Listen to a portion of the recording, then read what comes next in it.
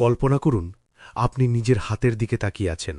আমরা যদি আপনার হাতটাকে জুম করতে শুরু করি, চামড়া পেরিয়ে কোষে, কোষ পেরিয়ে অণুতে, অণু থেকে পরমাণুতে, আর তারপর পরমাণুরও গভীরে থাকা কোয়ার্কে গিয়ে পৌঁছাই, তবে কি দেখব? বিজ্ঞান বলছে সেখানে হয়তো কোনো নিরেট গোলক বা কণা নেই। মহাবিশ্বের সবচেয়ে গভীরে লুকিয়ে আছে রাবার ব্যান্ডের মতো কাঁপতে থাকা অতি সূক্ষ্ম কিছু শক্তির সুতো। একটু দাঁড়ান, তার মানে আপনি বলতে চাইছেন এই বিশাল পৃথিবী, ওই দূরের নক্ষত্র আর আমরা নিজেরা সবকিছুই আসলে এক অদৃশ্য সুতোয় গাঁথা? ঠিক তাই। নমস্কার বন্ধুরা, আজ আমরা প্রবেশ করব পদার্থবিজ্ঞানের সবচেয়ে রহস্যময় এবং সুন্দর একটি তত্ত্বে। আজ আমরা কথা বলবো স্ট্রিং থিওরি বা তন্তু তত্ত্ব নিয়ে। আইনস্টাইন থেকে শুরু করে স্টিফেন হকিং, বিশ্বের বাঘা বাঘা বিজ্ঞানীরা কেন এই তত্ত্বের পেছনে নিজেদের জীবন পার করে দিয়েছেন সেটাই আজ আমরা বোঝার চেষ্টা করব। কারণ এই একটিমাত্র তত্ত্ব আমাদের মহাবিশ্বকে দেখার পুরো দৃষ্টিভঙ্গিটাই চিরকালের জন্য বদলে দিতে পারে। আমি তো প্রথম থেকেই ভীষণ এক্সাইটেড। আচ্ছা, শুরুতেই একটা খুব সাধারণ প্রশ্ন করি। আমরা তো বইতে পড়েছি যে সবকিছু অণু আর পরমাণু দিয়ে তৈরি।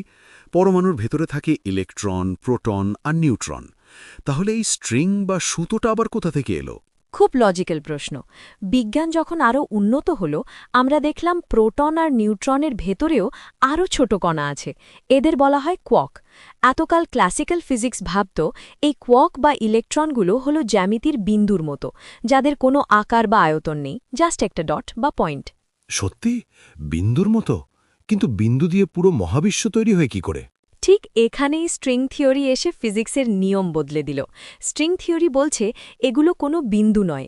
আমরা যদি একটা ইলেকট্রন বা কোয়ার্ককে আরও কোটি কোটি গুণ জুম করে দেখতে পারতাম, তাহলে দেখতাম ওটা নিরেট কিছু নয়।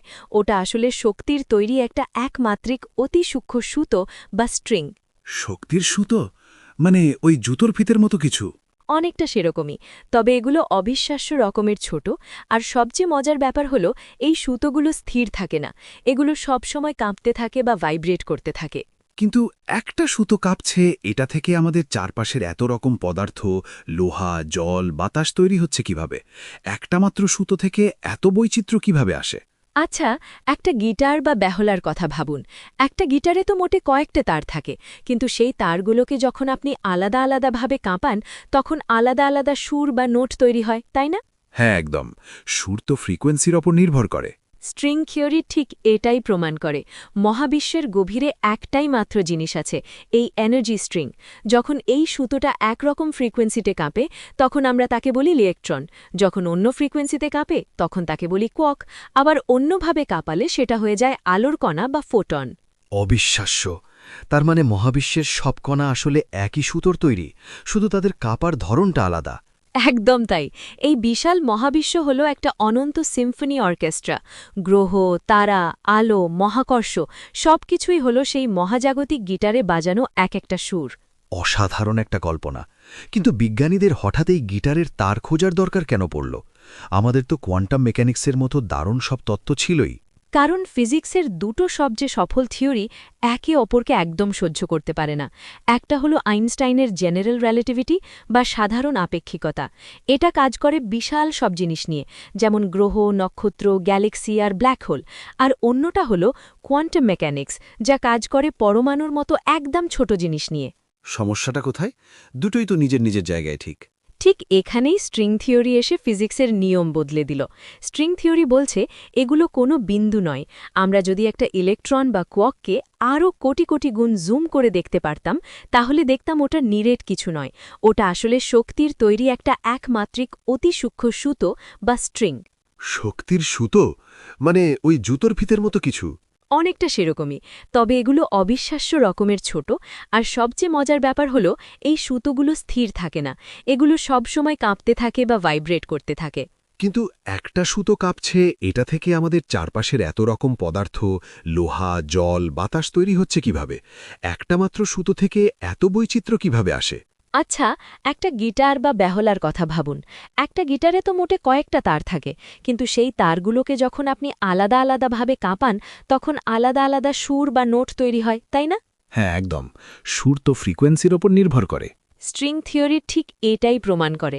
মহাবিশ্বের গভীরে একটাই মাত্র জিনিস আছে, এই এনার্জি স্ট্রিং। যখন এই সুতোটা একরকম ফ্রিকোয়েন্সিতে কাঁপে তখন আমরা তাকে বলি ইলেকট্রন, যখন অন্য ফ্রিকোয়েন্সিতে কাঁপে তখন তাকে বলি কোয়ার্ক, আবার অন্যভাবে কাঁপালে সেটা হয়ে যায় আলোর কণা বা ফোটন।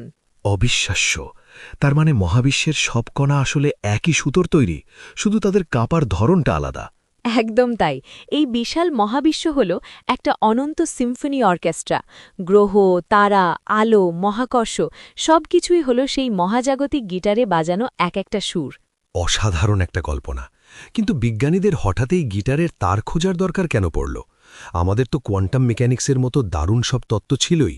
কারণ ফিজিক্সের দুটো সবচেয়ে সফল থিওরি একে অপরকে একদম সহ্য করতে পারে না। একটা হলো আইনস্টাইনের জেনারেল রিলেটিভিটি বা সাধারণ আপেক্ষিকতা। এটা কাজ করে বিশাল সব জিনিস নিয়ে, যেমন গ্রহ, নক্ষত্র, গ্যালাক্সি আর ব্ল্যাক হোল। আর অন্যটা হলো কোয়ান্টাম মেকানিক্স, যা কাজ করে পরমাণুর মতো একদম ছোট জিনিস নিয়ে। সমস্যাটা কোথায়? দুটোই তো নিজের নিজের জায়গায় ঠিক। ঠিক এখানেই স্ট্রিং থিওরি এসে ফিজিক্সের নিয়ম বদলে দিল। স্ট্রিং থিওরি বলছে এগুলো কোনো বিন্দু নয়। আমরা যদি একটা ইলেকট্রন বা কোয়ার্ককে আরও কোটি কোটি গুণ জুম করে দেখতে পারতাম, তাহলে দেখতাম ওটা নিরেট কিছু নয়, ওটা আসলে শক্তির তৈরি একটা একমাত্রিক অতি সূক্ষ্ম সুতো বা স্ট্রিং। কিন্তু এখানেই শেষ নয়। আসল ব্যাপারটা আরও অবাক করার মতো। ঠিক বলেছেন। কারণ আমি শুনেছি স্ট্রিং থিওরির অঙ্ক মেলাতে গিয়ে বিজ্ঞানীরা এমন একটা জিনিস আবিষ্কার করেছেন যা মানুষের সাধারণ চিন্তাশক্তিকে পুরোপুরি বোকা বানিয়ে দেয়। আপনি ডাইমেনশন বা মাত্রার কথা বলছেন তো? হ্যাঁ, আমরা তো জানি আমরা 3D বা 3 মাত্রার জগতে থাকি, দৈর্ঘ্য, প্রস্থ আর উচ্চতা। আর আইনস্টাইন বলেছিলেন সময় হলো আমাদের চতুর্থ মাত্রা। কিন্তু স্ট্রিং থিওরি নাকি বলছে মাত্রা আরও অনেক বেশি। স্ট্রিং থিওরির সমীকরণগুলো খাতা কলমে মেলাতে গেলে এই 4টে মাত্রায় কিছুতেই কাজ হয় না। অঙ্কটা তখনই ঠিকঠাক মেলে যখন মহাবিশ্বকে 11 মাত্রার বা 11 ডাইমেনশনসের ধরা হয়। মানে এটা কিভাবে সম্ভব? 11 মাত্রা? বাকি 7টা মাত্রা গেল কোথায়? আমরা তো চোখে দেখতে পাই না। এখানেই আসে সবচেয়ে বড় চমক। বিজ্ঞানীরা বলছেন ওই অতিরিক্ত মাত্রাগুলো মহাবিশ্বের একদম শুরুর দিকে, মানে বিগ ব্যাংয়ের ঠিক পরে নিজেদের ওপর গুটিয়ে গেছে বা ফোল্ড হয়ে গেছে। এগুলো এতই ছোট হয়ে আছে যে আমাদের পক্ষে কখনো তা খালি চোখে বা সাধারণ যন্ত্রে দেখা সম্ভব নয়। গুটিয়ে গেছে বিষয়টা ঠিক পরিষ্কার হলো না। একটা বাস্তব উদাহরণ দিয়ে বোঝাবেন? আচ্ছা ধরুন, অনেক দূরে দুটো ইলেকট্রিক খুঁটির মাঝে একটা মোটা তার ঝোলানো আছে। অনেক দূর থেকে দেখলে আপনার কি মনে হবে? তারটা শুধুমাত্র একমাত্রিক বা 1D, একটা সরু রেখার মতো। হ্যাঁ, দূর থেকে তো লম্বায় একটা রেখাই মনে হবে। কিন্তু এবার কল্পনা করুন একটা পিঁপড়ে ওই তারটার উপর দিয়ে হাঁটছে। পিঁপড়ের কাছে কিন্তু তারটা একমাত্রিক নয়, সে চাইলে তারের সামনে পেছনে যেতে পারে, আবার তারটার চারপাশে গোল হয়েও ঘুরতে পারে। অর্থাৎ পিঁপড়ের কাছে ওটা বহুমাত্রিক। অবিশ্বাস্য! তার মানে দূর থেকে যেটা আমাদের কাছে অদৃশ্য, জুম করে দেখলে সেখানে আরও মাত্রা লুকিয়ে থাকতে পারে। ঠিক তাই। স্ট্রিং থিওরি বলছে আমাদের এই মহাবিশ্বের প্রতিটি বিন্দুর ভেতরেই ওই অতিরিক্ত মাত্রাগুলো অত্যন্ত জটিল জ্যামিতিক আকারে গুটিয়ে আছে। এগুলোকে বিজ্ঞানের ভাষায় বলে ক্যালেবি-ইয়াও ম্যানিফোল্ড। আমরা বিশাল বড় বলে মাত্রাগুলোকে দেখতে পাই না, কিন্তু ওই অতি সূক্ষ্ম স্ট্রিংগুলো ওই 11 মাত্রার ভেতরেই কাঁপতে থাকে। ভাবলেই তো মাথা ঘুরে যায়। তার মানে এই মহাবিশ্ব শুধু জড় পদার্থের একটা স্তূপ নয়, এটি একটা নিখুঁত সঙ্গীতের আসর। আর ওই অদৃশ্য 11 মাত্রায় কাঁপতে থাকা সুতোগুলোই আমাদের বাস্তবতা তৈরি করছে। একদম। যদিও স্ট্রিং থিওরি পরীক্ষামূলকভাবে ল্যাবে প্রমাণ করা এখনও সম্ভব হয়নি, কারণ স্ট্রিংগুলো আমাদের বর্তমান টেকনোলজির চাইতেও কোটি কোটি গুণ ছোট। কিন্তু এই তত্ত্ব আমাদের এমন এক ভবিষ্যতের স্বপ্ন দেখায় যেখানে প্রকৃতির সব নিয়ম একটা মাত্র সমীকরণে লেখা সম্ভব হবে। স্ট্রিং থিওরির এই জাদুকরী ধারণা নিয়ে আপনাদের কি মনে হয়? আমাদের মহাবিশ্ব কি সত্যি 11 মাত্রার কোনো সিম্ফনি, নাকি আমরা কোনো সমান্তরাল মহাবিশ্বর ছায়া মাত্র? আপনাদের ভাবনা আমাদের কমেন্ট করে অবশ্যই জানাবেন। মহাবিশ্বের এমন অদ্ভুত সুন্দর রহস্যগুলো খুব সহজভাবে বুঝতে আমাদের সাথেই থাকুন। এমন আরও বিজ্ঞানভিত্তিক ভিডিওর জন্য সায়েন্স টক চ্যানেলটি সাবস্ক্রাইব করুন। ভিডিওটি ভালো লাগলে লাইক করুন এবং আপনার বিজ্ঞানপ্রেমী বন্ধুদের সাথে শেয়ার করুন। আজ এই পর্যন্তই। আকাশের দিকে তাকাতে থাকুন আর চারপাশের জগৎকে নতুন চোখে দেখতে শুরু করুন। ভালো থাকবেন।